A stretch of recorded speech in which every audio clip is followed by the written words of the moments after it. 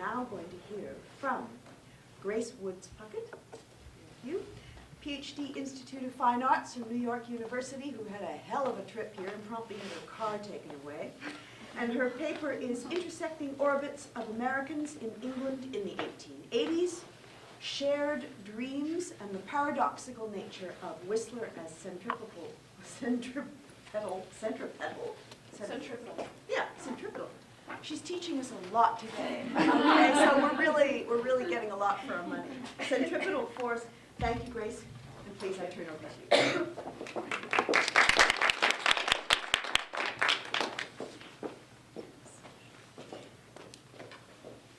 Are you all set there?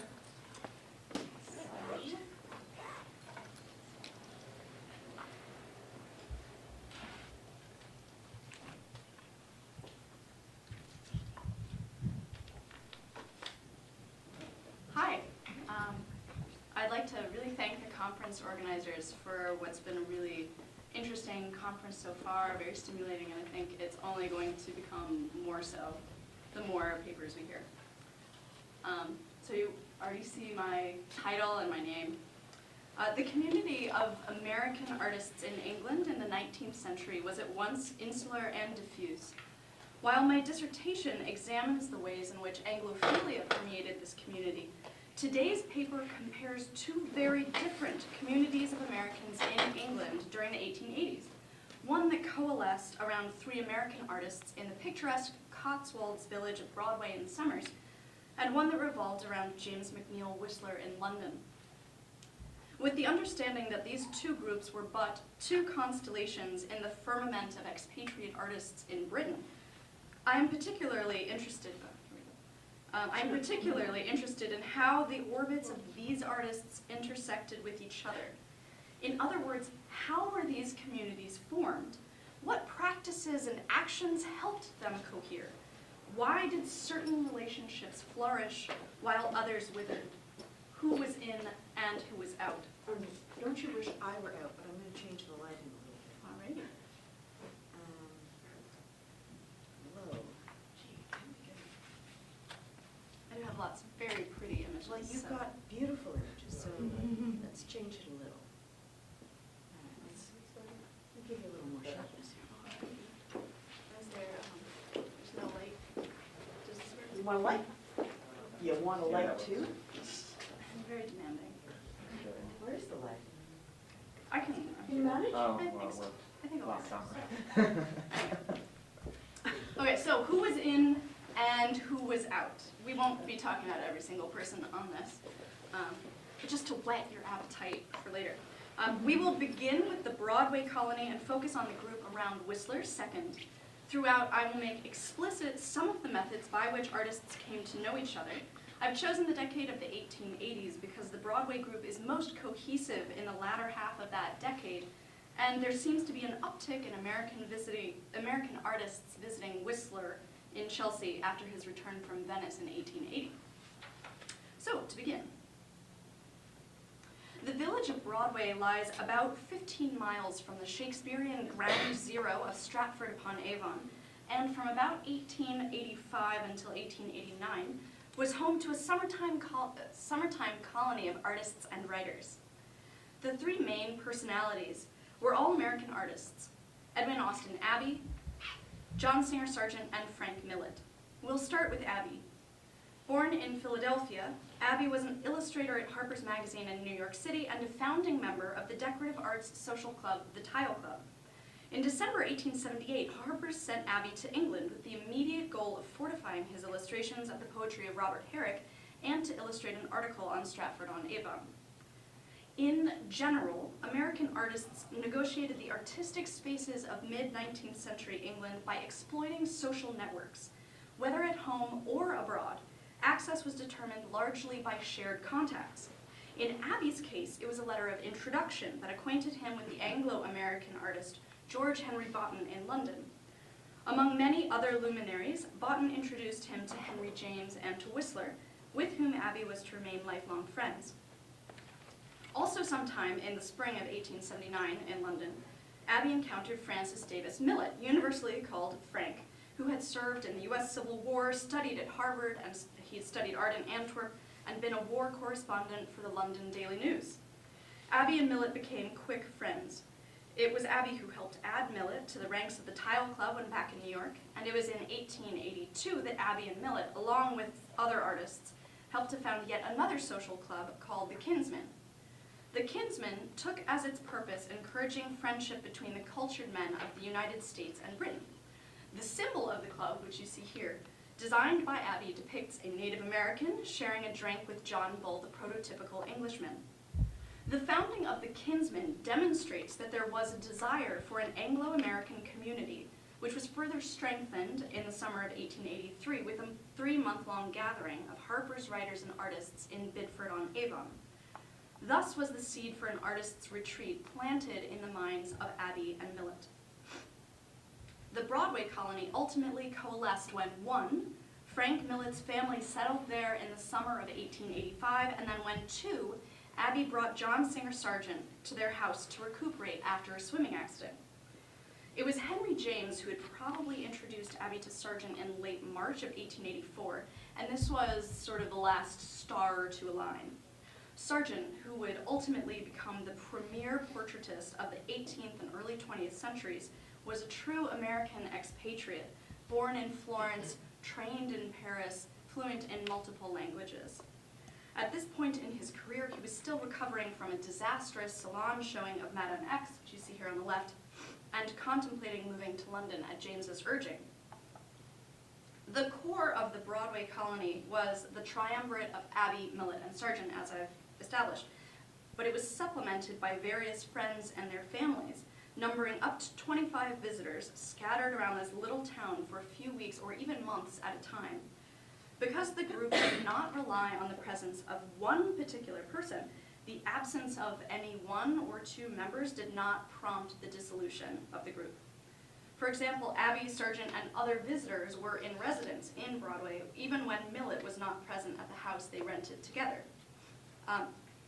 As you can see from these, they're really bad quality, sorry about that, from these little caricatures attributed to Edwin Helen Blashfield, another American artist to stay in Broadway for several weeks in the summer of 1886, the colony was known for its hijinks and high spirits, birthday parties, tennis games, cavorting around the town, extended drives and walks through and around the countryside, and above all for its productive atmosphere, described by Henry James as having, quote, portraiture in the air and composition in the very accidents, end quote.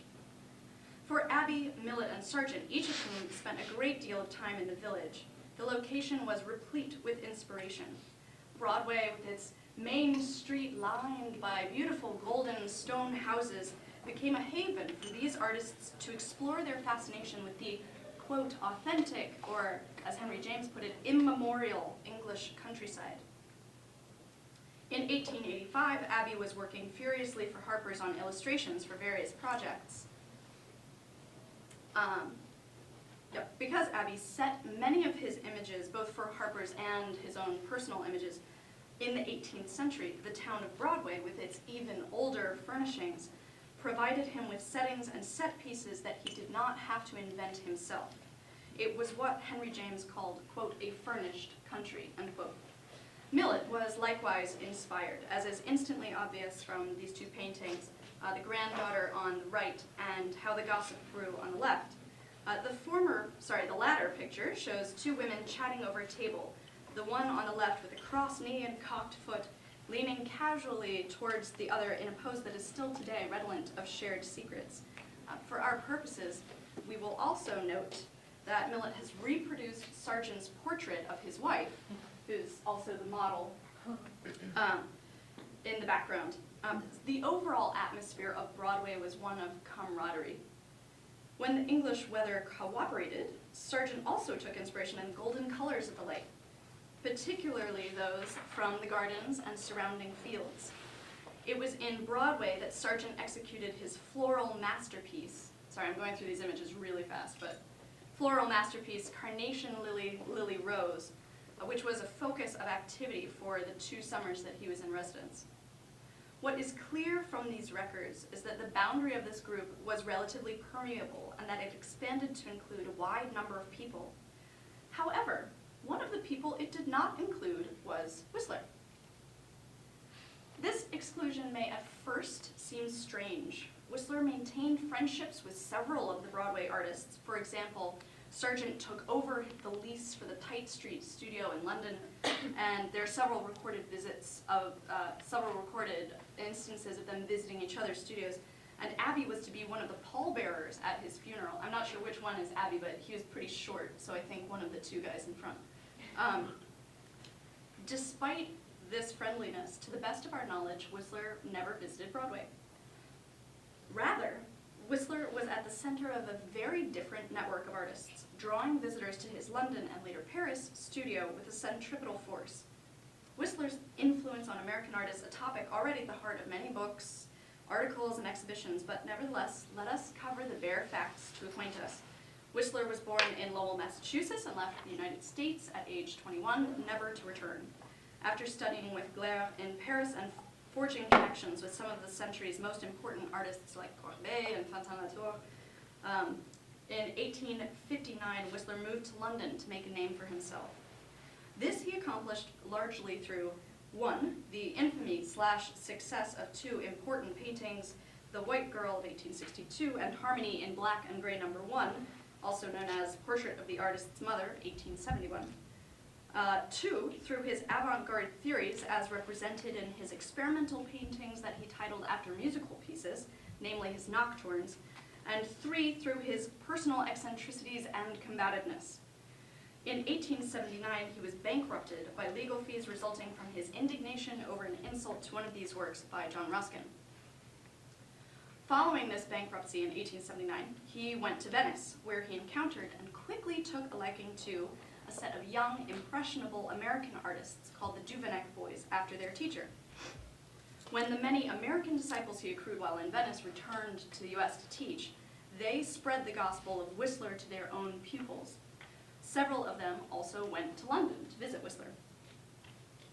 Otto Bacher, one of these boys, recorded his memories of this visit in the book With Whistler in Venice, and was to visit Whistler in London 3 times over the course of the ensuing decade. In late 1883, as he returned to America from Italy, about 2 years later in 85, and a final time in 86. And then he took a picture of Whistler in the studio there. John White Alexander, another of the Duveneck boys, visited Whistler in 1886 when he did a charcoal portrait. As you can see, Whistler's influence on Alexander's portrait practice was distinct. This is just one example, but there are others, trust me. Among the other boys, smitten with the self-styled master was the Baltimore-based artist Harper Pennington, who was one of the only to actually move to London to study with Whistler.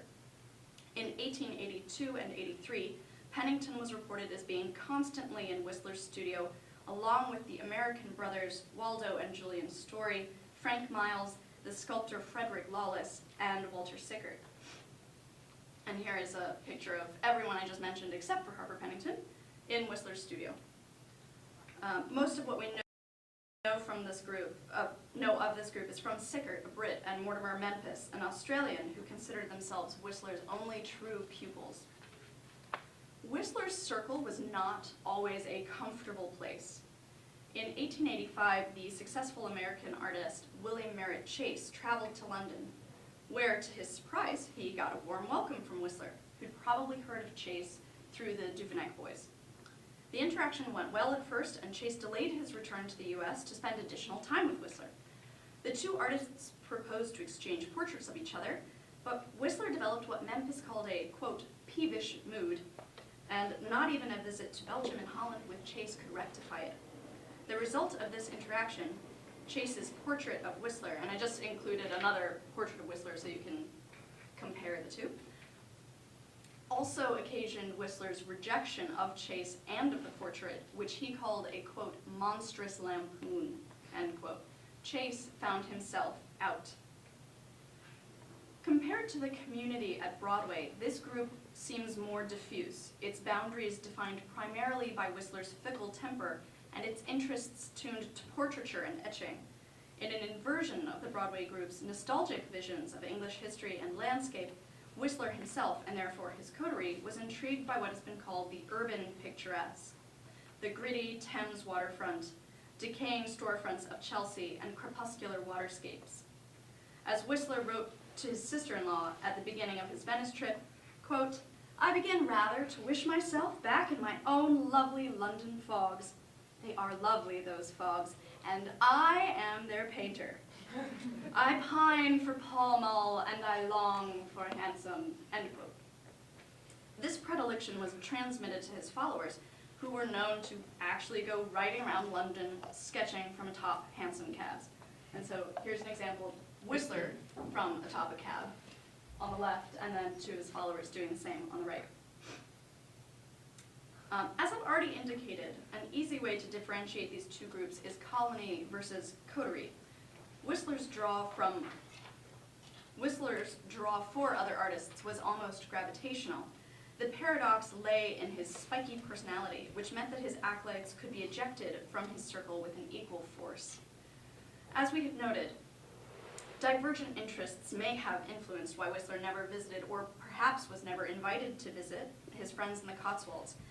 But it seems more likely that it was simply a matter of running in different social spheres. Excuse me. There was no one schism that broke up the Broadway colony. Rather, the members simply and quite literally grew apart. Sargent was only there for 2 seasons, 1885 and 86, though he remained in close contact with Millet and especially Abbey. For Abbey, an uptick in productivity and commissions and a foray into very large oil paintings required different working conditions, namely a larger and more permanent studio. Likewise, his marriage to one of the Millet's house guests may have influenced a desire to distance himself from his bachelor situation. It seems to have been the permanent absence of both Abbey and Sargent more than anything else that changed the tenor of the Broadway group. As Sir Lawrence Alma-Tadema, a frequent visitor, said, quote, "The spirit of the place changed," end quote, after Abbey's departure in '89. Yet, Alma-Tadema's statement also confirms that there were still gatherings at the Millets in Broadway, and it is important to temper this breakup idea with the reality that the members remained extremely close friends who saw each other or corresponded a great deal. Abbey and Sargent, for example, spent a summer sharing a studio at Abbey's house in Fairford, where Henry James, Alma-Tadema, and many others visited, though it was with less intensity and regularity than during the Broadway years. For Whistler's disciples, the only true rupture was the master's death in 1903, but neither did his followers tend to remain under his thumb permanently, instead spreading his ideas further through their own works and especially teachings. To close, I'd like to share with you this draft image, constantly under revision, of interactions among American artists in England. You'll see a lot of names that we have not discussed today, but the main reason for the image is to represent the different shapes of these groups. So this is the Broadway one. One, as you can see, has sort of interwebbed lines, while the other is more like spokes on a wheel. And I kind of have if you expand these shapes to people that I haven't really mentioned today, you see it in more clarity. So here's Whistler and all of his connections. It's kind of dark, isn't it? Anyway, the orbits I mentioned in the title take slightly different centers. There we go. In the case of one, the center is a place, Broadway. In the case of the other, the center is a person, Whistler, around whom other artists oscillate. In each case, it is through letters of introduction, shared workspaces, club memberships, or via other people, that is, friends of friends, that these groups tend to form. Contrasting these two particular groups has illuminated different modes of artistic community formation, a decentralized colony versus a coterie around a central personage, manifestations of the picturesque, idyllic versus urban, and the careers of artists, famous, infamous, and now forgotten. Thank you very much.